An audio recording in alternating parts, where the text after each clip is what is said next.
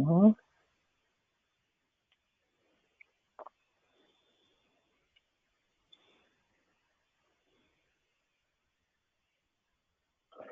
bonjour tout le monde. Juste une rapide vérification si vous arrivez bien à m'entendre, c'est clair pour vous. Vous pouvez me confirmer ça dans le chat, s'il vous plaît.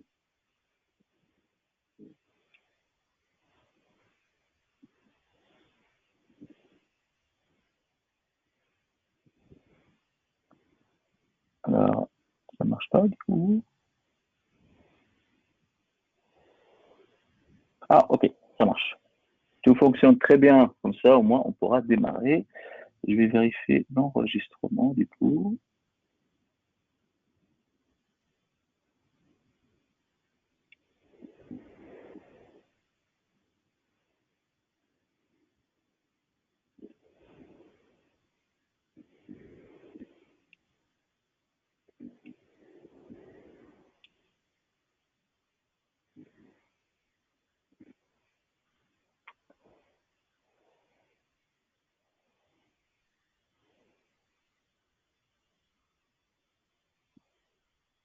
C'est parfait. Donc, c'est en cours d'enregistrement. Donc, bienvenue tout le monde. Merci beaucoup d'être connecté cet après-midi de décembre. Donc, c'est presque la fin de l'année. Tout se passe bien. Le temps n'est pas mauvais. Donc, du coup, on pourra aborder un sujet par rapport à Azure. Donc, aujourd'hui, on a bloqué 1 heure, mais c'est un webinaire très rapide d'une demi-heure limite. On pourra le résumer en 15 minutes, mais voilà, on va étendre en partie théorique et en partie pratique. Donc, je me présente, je suis Shuro Klayani, avant-vente technique chez Vim, dans l'équipe du coup basée en France. Et l'idée, c'est aujourd'hui de vous présenter la protection de données Azure avec Vim. Donc, rapidement, qu'est-ce qui est aujourd'hui, c'est quoi le focus? Donc, ce n'est pas le data center, c'est les données qui sont sur Azure, donc les workloads qui tournent sur Azure, que vous avez déployés en VM, et comment les protéger. Comme d'habitude, ce webinaire est enregistré. Vos micros à l'entrée, vous désactivez, vous êtes en mode écoute seul, mais comme on vient de le faire, vous pouvez m'écrire à tout moment. J'ai un petit bout d'écran qui va clignoter à chaque fois que vous écrivez une petite question. Je regarderai ça au fur et à mesure ou à la fin, pas de souci. Donc n'hésitez surtout pas. Et à la fin, après une période, vous allez recevoir un mail avec l'enregistrement et les présentations. Sinon, vous pouvez toujours aller vérifier cet enregistrement et les précédents aussi de tous mes collègues sur videos, enfin s.vim.fr. Comme ça, vous tombez directement dans la catégorie française des vidéos et d'enregistrement des webinaires. Du coup, pourquoi aujourd'hui le thème de la protection des données sur Azure est évoqué, de plus en plus vrai, et le besoin commence à être très très explicite. Ça, c'était par rapport à un sondage qu'on a fait par nos clients, donc nos clients Vim, qui ont aujourd'hui Vim Backup Application en local, et ou bien Vim Backup pour Microsoft Office 365, et on a posé la question, qu'est-ce qui vous poussera ça fait très longtemps qu'on a fait ce sondage, du coup, même avant la sortie officielle des produits. Qu'est-ce qui vous pousse à protéger les données que sont sur le cloud? Bah, clairement, aujourd'hui, la majorité qui revient à la même, on va dire, même comportement qu'en local, c'est vraiment la suppression accidentelle ou la corruption. Clairement, c'est le clavier en numéro un. Les autres cas de menaces de sécurité, c'est pas parce que c'est le cloud, c'est moins sûr, mais des fois, les menaces sont tout le temps donc existantes. Hein, donc, c'est les mêmes cas. Les lacunes en termes de rétention. Donc, ça, c'est des fois, on croit que c'est dans le cloud, mais c'est en vrai, c'est un data center de quelqu'un d'autre, en gros. Mais des fois, il y a des services de rétention et de protection qui sont fournis, mais des fois, ils sont pas suffisants et répondent pas aux besoins. Donc, c'est là qu'on on rentre en jeu avec notre produit, clairement, et notre solution. Et d'autres, de coup, après, l'avant-dernière, c'est la perte, donc aucune perte. Donc, ils n'ont pas rencontré d'accident, mais ça arrive, des fois ça se passe super bien, mais voilà. Mais les autres cas aussi sont possibles. Donc voilà le constat global de la nécessité de protéger les données sur le cloud. Et bien sûr, donc ce slide-là, en vrai, c'est un slide Microsoft, c'est juste traduit en couleur Vim, qui représente le modèle de la responsabilité partagée entre nous et entre nous en tant qu'utilisateurs et Microsoft en tant que fournisseur de plateforme. Donc là, c'est le cloud en tant que si on a plusieurs colonnes ici avec plusieurs modes de consommation de l'infrastructure, soit en local, bah, on a toute la responsabilité sur toute on va dire la stack des éléments, que ce soit on part bien de data center physique, du réseau jusqu'à le système d'exploitation, l'application, plus les données que vous allez placer dedans. Donc vous voyez, en local, on a toute la responsabilité. Dès qu'on commence à utiliser des services d'IaaS, par exemple, bah, on va provisionner euh, en gros des machines virtuelles ou bien voilà, on gagne en temps et en moins d'administration sur tout ce qui est physique, les hôtes, le réseau et les data centers. Après, le passe dans même le système d'exploitation sort de notre géant et passe sur donc moins de patch management et moins de systèmes à gérer. Mais à la fin, le système, là, on regarde par excellence Office 365, si c'est un modèle software as a service uniquement, et là, on voit bien que c'est que du logiciel à consommer. C'est le produit final à utiliser sans soucier de tout ce qui est la chaîne de matrice de compatibilité qui est derrière de l'OS, du système d'exploitation, des matériels et même le hosting et même l'arrivée électrique finalement. Donc, on gagne beaucoup de flexibilité, on a moins d'opérations, moins de dépenses. Et c'est là que l'aspect cost-effectif, on va dire l'optimisation du coût, prend un sens parce que quand on va calculer le coût global, il y a toujours le coût de l'infrastructure qu'on oublie des fois dans notre équation quand on passe dans un modèle full cloud. Il faut vraiment l'inclure dans un modèle. Aujourd'hui, si on passe dans un cloud, on gagne de temps opérationnel, des coûts opérationnels et aussi de coûts d'administration qu'on élimine et supprime complètement, mais on le transfère en service. Donc, c'est cool, rien ne se perd, mais voilà, ça se transforme quelque part. Du coup, voilà, c'est le modèle de responsabilité partagée. Ça prouve que vous êtes le responsable de votre donnée et vous devez la protéger contre la corruption, la suppression ou tous les autres cas qu'on a évoqués tout à l'heure. Donc, Veeam Backup pour Azure est la solution qui arrive à la rescousse du coup pour la partie workload qui sont basés sur Azure, déployer des workloads nouveaux ou bien qui sont arrivés d'une migration vers Azure. Et l'idée, c'est que c'est une solution qui est intégrée. Donc, ça veut dire ça veut dire intégré à Azure. Bah, elle est développée pour Azure, clairement. Donc, le code est développé pour Azure, hosté dans le marketplace d'Azure. Donc, vous pouvez partir dans le marketplace, écrire Veeam. Vous allez avoir plusieurs résultats. Mais ce qui vous intéresse, par exemple, pour ce cas-là, c'est le backup pour les workloads sur Azure. Donc, disponible sur le marketplace. Et en plus, elle est autonome. Donc, pour des clients des entreprises qui n'ont jamais eu de data center de leur création, depuis leur création, ils peuvent démarrer directement avec la protection, donc avec les workloads dans Azure et les protéger dans Azure ou un autre cloud sans avoir à avoir des Veeam historiquement. Mais par contre, pour les clients qui ont des Veeam, il y a une certaine interaction que je vais vous montrer par la suite.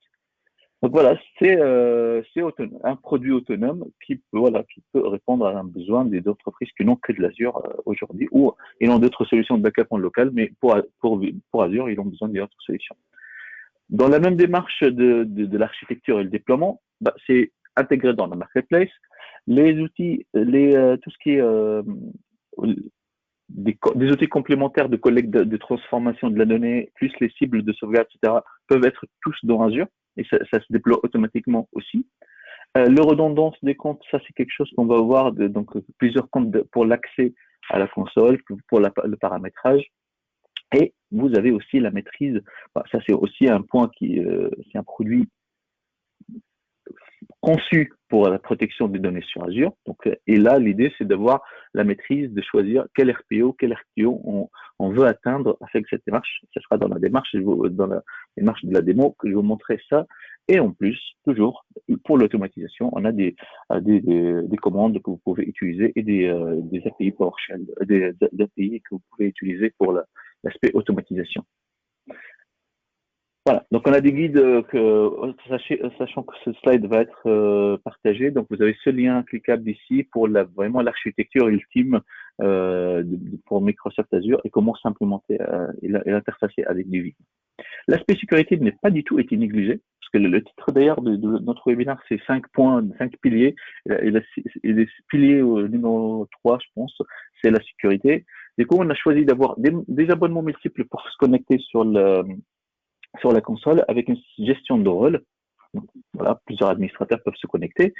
Et en même temps, donc l'aspect réseau était aussi vu. Par exemple, si tout votre tenant n'est pas connecté à Internet, il est connecté par un tunnel ou un express route directement à votre data center, la console Veeam Backup pour Azure peut aussi être déployée et vivre dans votre tenant, donc Azure, sans avoir accès à Internet.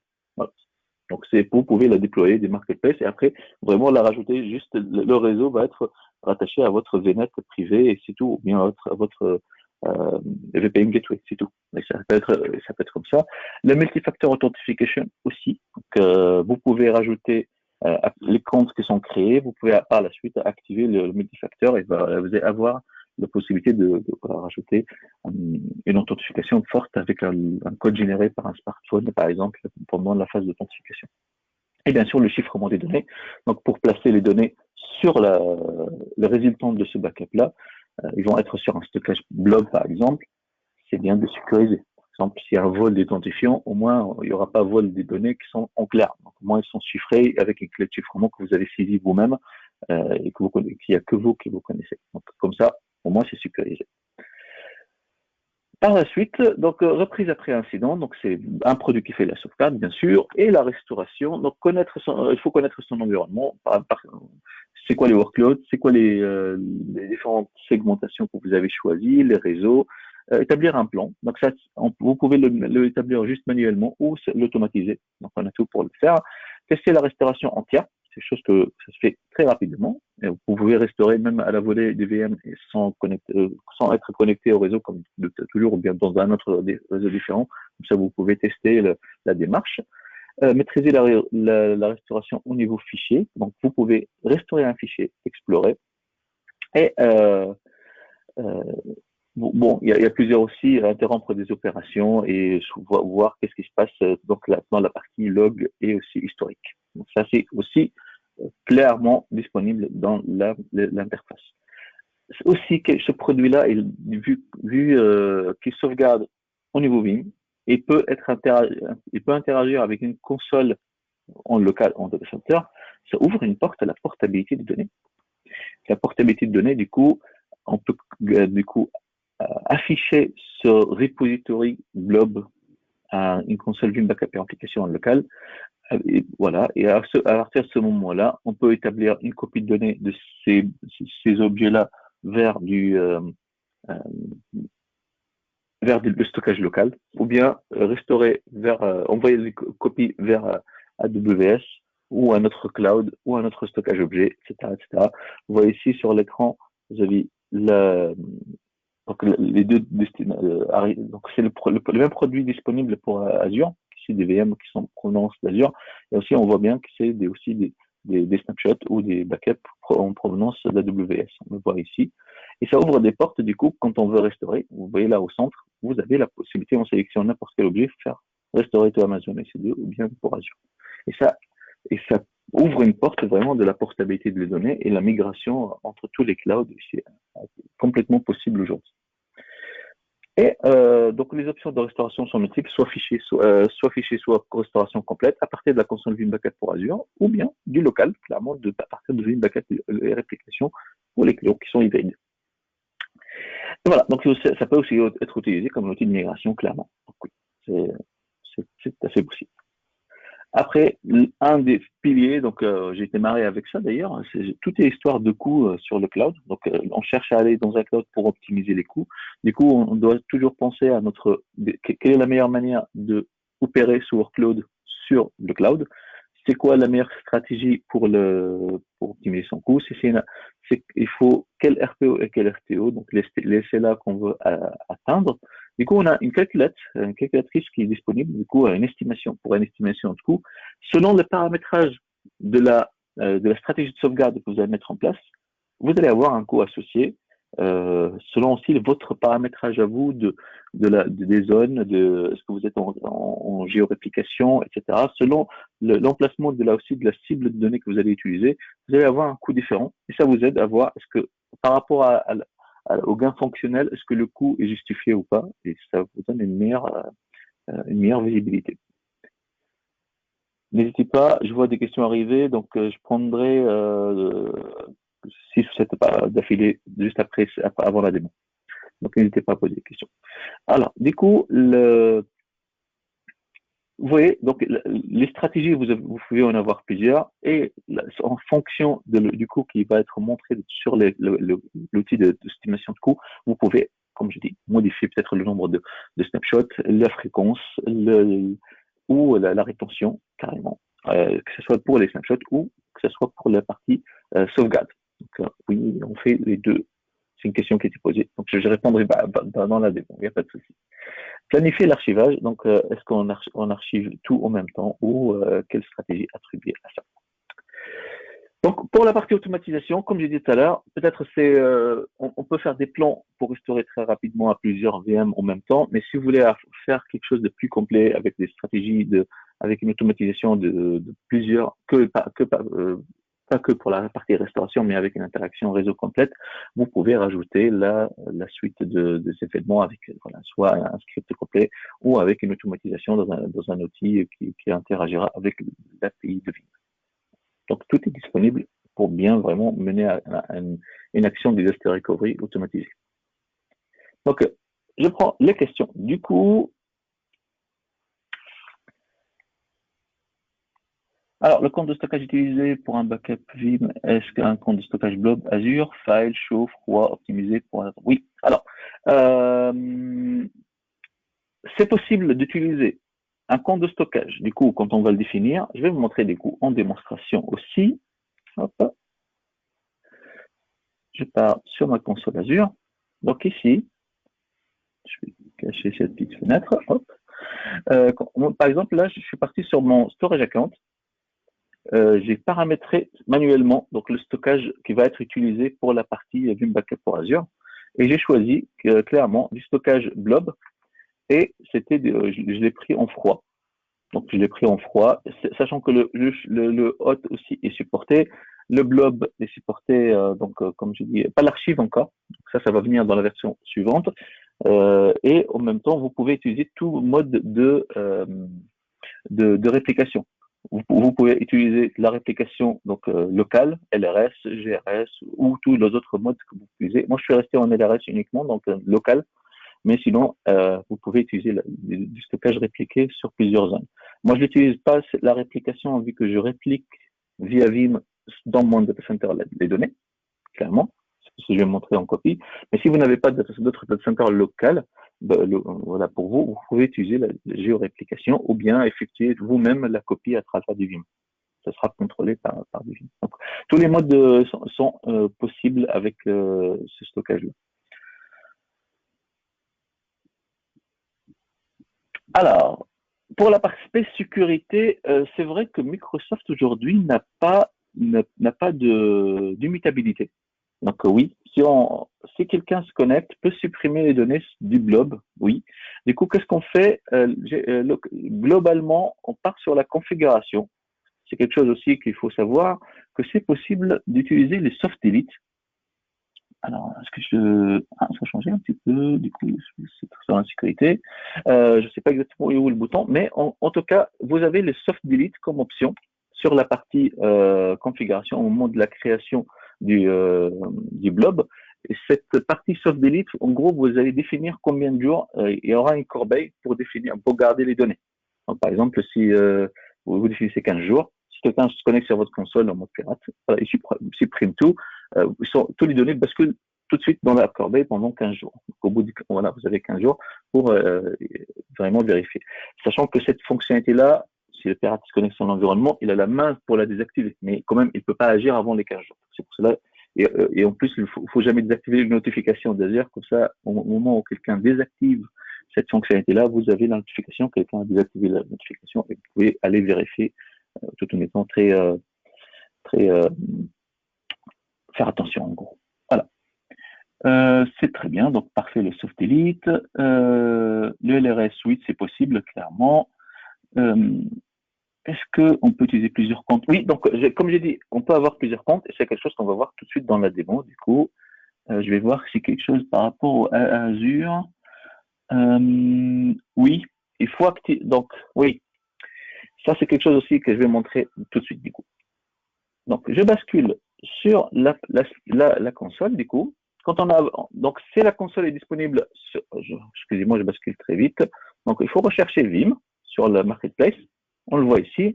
Il y a plusieurs produits qui sont disponibles sur Internet. Voilà. Donc, il y en a plusieurs produits Vim qui sont disponibles. Et l'un, donc Vim Packet version 10 pour Office 365. Et c'est ça les deux versions qui nous intéressent aujourd'hui. Vim Packet pour Microsoft Azure, donc en version gratuite, et en version Bring en licence. Donc, vous avez déjà vos licences et vous pouvez les injecter ici. Donc, il suffit de la déployer, l'appliance. Et dès que vous allez déployer, donc au moment de la configuration, du coup, on bascule sur cet affichage, vous arrivez ici, et ça va vous inviter à, en gros, la première étape, c'est rajouter un compte. Donc, et là, quand vous allez rajouter un compte, aujourd'hui, on supporte qu'un seul compte, donc clairement sur l'interface, mais quand vous allez arriver, l'idée, c'est qu'il va vous proposer de paramétrer le compte de connexion. Donc, ici, hop, next. Et va soit vous proposer de faire, vous aider à créer une application. Donc, clairement, vous dites, voilà, hop, je fais ça. Il vous invite avec un mot de passe, j'espère que je ne vais pas tout casser. Voilà, à copier le code et vous loguer sur l'URL et saisir le code qui va être affiché. À partir de ce moment-là, vous pouvez vous connecter. Donc, c'est assez simple comme manipulation. Voilà. Et sinon, vous pouvez créer votre propre application sur l'Azure AD. Donc, de manière très simple. Donc, il y a plein de guides pour ça.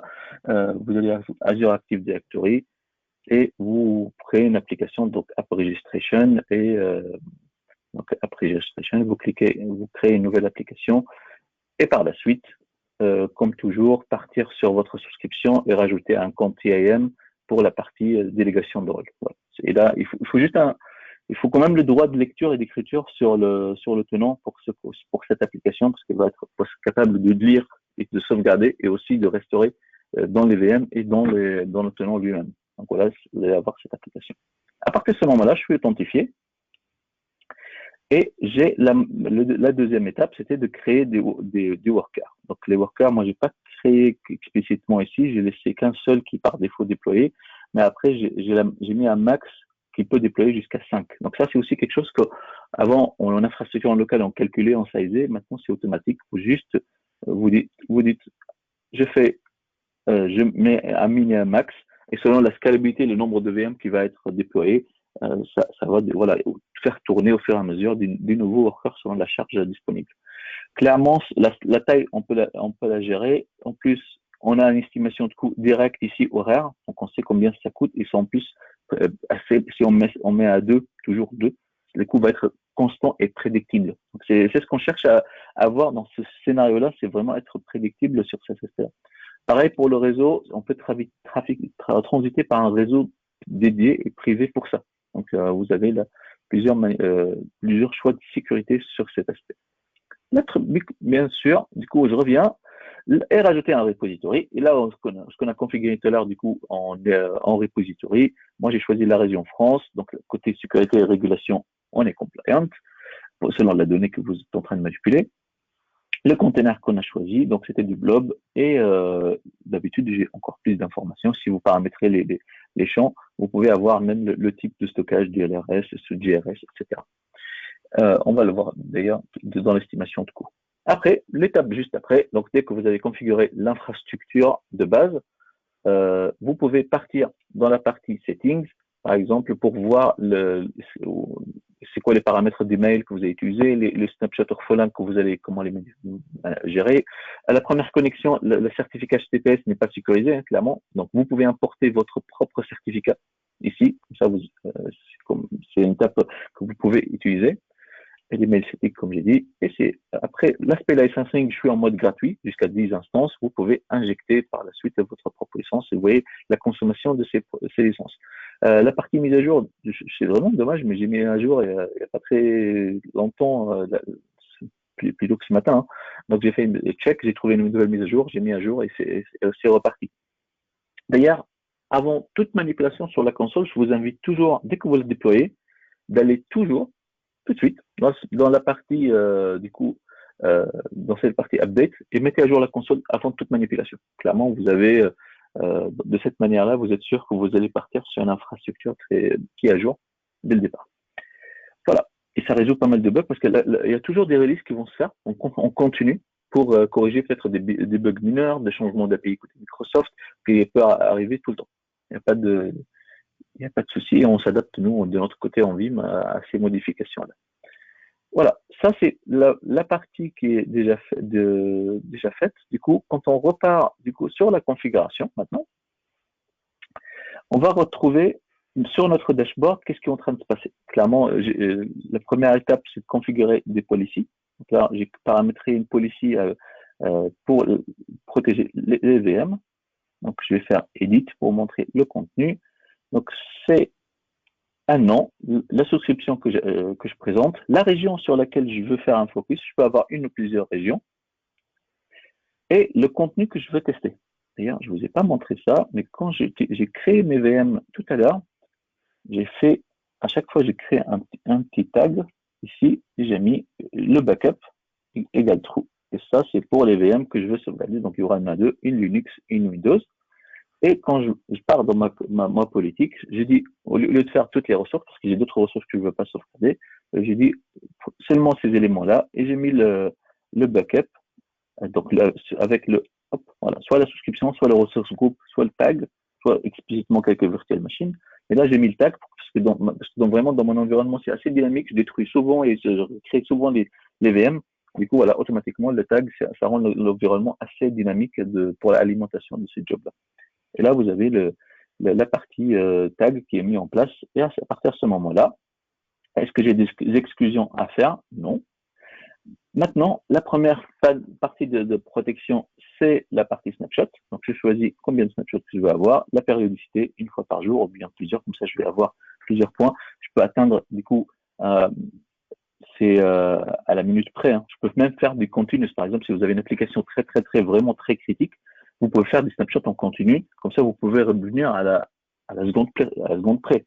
Donc, ça va être très cher, mais c'est votre application mission critical qui le justifie, clairement. Mais voilà, ça, c'est possible.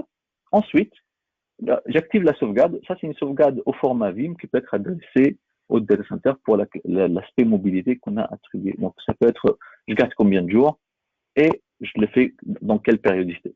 Moi, j'ai choisi 6 heures pour avoir plusieurs points dans mon démonstration, et vous pouvez choisir toujours une planification moins fréquente. Et là, on arrive à mon point favori, c'est l'aspect cost estimation. Clairement, faites attention à toujours ce lien de les estimations.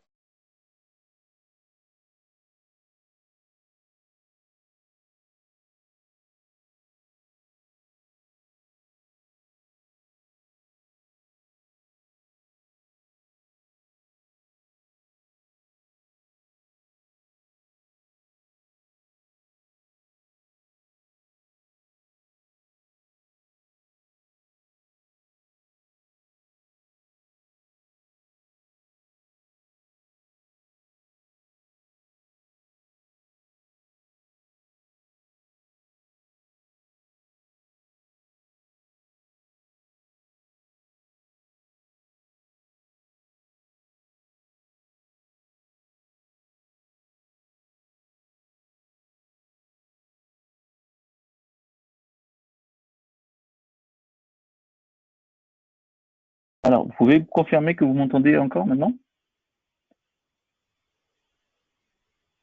Il y a une petite coupure de son. Ok, parfait. Je suis désolé. Voilà, depuis ce matin, c'est pas stable du tout le téléphone.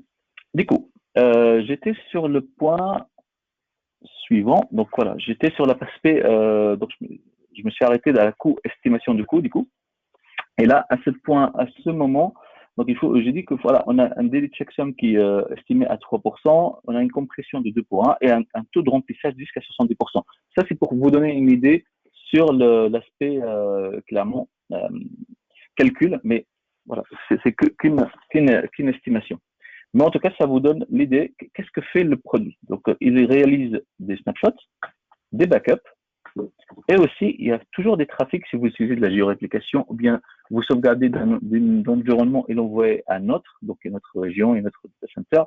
Et aussi le coût de transaction quand on écrit sur le blog aussi. Donc, en cliquant par-dessus chaque option, vous allez voir les éléments de calcul, donc le coût horaire ou le coût de transaction en unité et vous avez le coût aussi associé à chaque fois. Donc, vous voyez, pareil pour l'aspect snapshot, ça coûte combien le giga par mois et l'unité price qui est utilisée. Ça, c'est le price public actualisé. Mais si vous avez comment dire, des tarifs négociés, ils vont pas apparaître ici, mais vous pouvez extraire ce calcul-là et aussi après le travailler avec vos propres assumptions du coût et aussi vos propres tarifs. Voilà, du coup, pareil, toujours, est-ce qu'on active la notification, l'automatic reply, et c'est à partir de ce moment-là qu'on a tout paramétré. Donc voilà, les données protégées sont là. On peut faire plusieurs types de restauration, soit une restauration complète, soit des disques, donc en place ou bien, ou sinon aussi la restauration au niveau fichier. Et comme je vous ai expliqué, donc voilà, on peut pas parcourir directement le lien qui va être généré au moment de la restauration et parcourir le disque qu'on peut avoir ici. Et pour faire la transition avec du local, donc qu'est-ce que j'ai fait? Je suis parti directement dans mon backup infrastructure. J'ai rajouté un external repository ici qui est rien que le bloc que j'ai déjà déclaré. J'ai récupéré du coup le jeu de clés public-privé et le nom. Et à partir de ce moment-là, je vois dans mon external repository les VM qui sont disponibles ici. Et aussi, j'ai discuté tout à l'heure de la fonctionnalité de pouvoir parcourir et explorer, donc c'est aussi possible. Et en même temps, le backup copy, c'est quelque chose qui permet la mobilité, clairement. Donc, j'ai dit, je copie le contenu de Vim Backup pour Azure vers mon data center en local. Donc, voilà, l'objet et la target. Et je peux activer même des GFS là-dessus si je veux faire avoir une rétention beaucoup plus longue en local sur mon data center. Donc, ça active pas mal d'options, pas mal de possibilités du coup, et aussi possibilité de restaurer en local ou bien restaurer vers d'autres clouds, comme j'ai expliqué tout à l'heure. Donc, j'ai ma machine qui est disponible pour faire toutes mes manipulations. Le coût de sortie était déjà payé parce que la donnée est déjà chez moi, donc je peux la manipuler sans coût additionnel. Et c'est tout pour aujourd'hui. Donc on a vu les 5 piliers de notre démarche, de notre démonstration. Donc l'interaction avec le local et aussi la simplicité d'implémentation et de parcours de tous les éléments. Donc je regarde une dernière fois. C'est un coût mensuel, oui, c'est un coût mensuel du coup, et c'est comme ça qu'il était paramétré. Voilà. Donc, merci pour votre attention. Ce webinaire a été enregistré, du coup, comme prévu. Ça va faire partie d'une série d'éléments qu'on va développer pendant tous les mardis, donc un mardi sur deux, toujours sur le thème d'Azure. Vous pouvez nous suivre et faire même des demandes particulières sur Twitter ou bien directement par mail sur ces éléments-là. Donc, je regarderai du coup la suite des questions-réponses et j'espère que c'est informatif pour vous. Et je vous remercie pour votre attention aujourd'hui. Merci.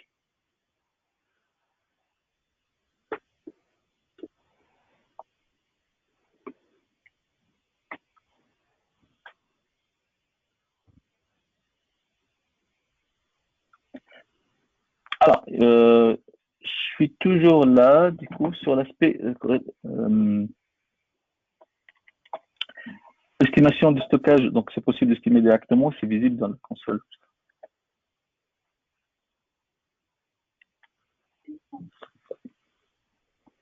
Merci beaucoup. Il n'y a plus de questions, on arrête ici. Merci beaucoup pour votre attention. À très bientôt. Au revoir.